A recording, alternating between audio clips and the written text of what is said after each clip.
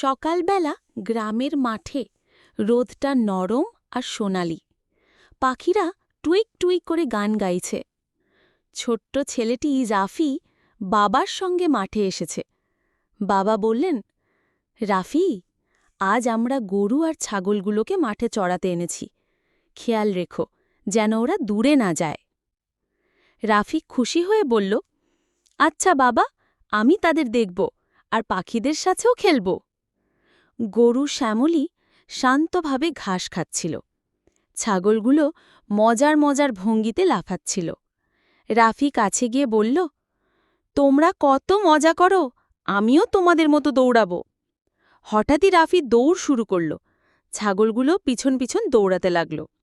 দেখে বাবা হেসে উঠলেন। মাঠের ধারে কিছু হাঁস ডাকাডাকি করছে, প্যাক প্যাক। রাফি ওদের দিকে তাকিয়ে হাত নেড়ে বলল, হাঁসদা, তোমরা পানিতে সাঁতার কেটে কত সুন্দর খেলো, একদিন আমিও শিখব। ঠিক তখনই একটা ছোট্ট পাখি নিচে নেমে এলো। মনে হলো তার ডানায় একটু আঘাত পেয়েছে। রাফি দৌড়ে গিয়ে আলতো করে পাখিটিকে হাতে নিল। বাবা, পাখিটা উড়তে পারছে না। বাবা এসে বললেন, ভয় পেও না রাফি, আমরা ওকে একটু বিশ্রাম দেব আর পানি খাওয়াবো, তারপর ঠিক হয়ে যাবে। রাফি পাখিটিকে এক কোলে বসিয়ে বলল, তুমি সুস্থ হলে আবার আকাশে উড়বে, আমরা সবাই তোমার জন্য অপেক্ষা করব।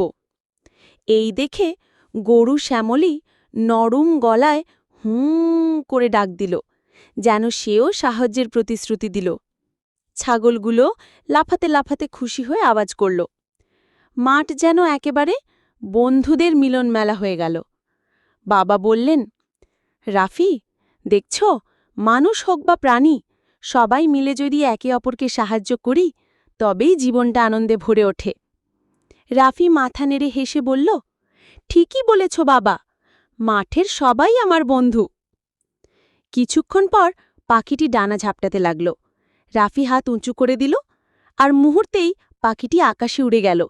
সে যেন ধন্যবাদ জানাতে আবার একবার চক্কর দিয়ে গান গেয়ে চলে গেল।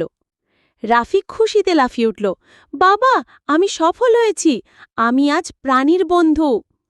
বাবা গর্ব ভরে বললেন, হ্যাঁ রাফি, প্রকৃতির বন্ধু হওয়াটাই সবচেয়ে বড় শিক্ষা। সন্ধ্যের দিকে সূর্য ডুবতে শুরু করল। পাখিরা বাসায় ফিরল। ছাগল আর গরু শান্তভাবে মাঠ থেকে বেরিয়ে ঘরে ফেরার পথে হাঁটতে লাগল। রাফি বাবার হাত ধরে বলল, আজকের দিনটা ছিল সেরা দিন, আমি শিখলাম ভালোবাসা দিলে সবাই খুশি হয়।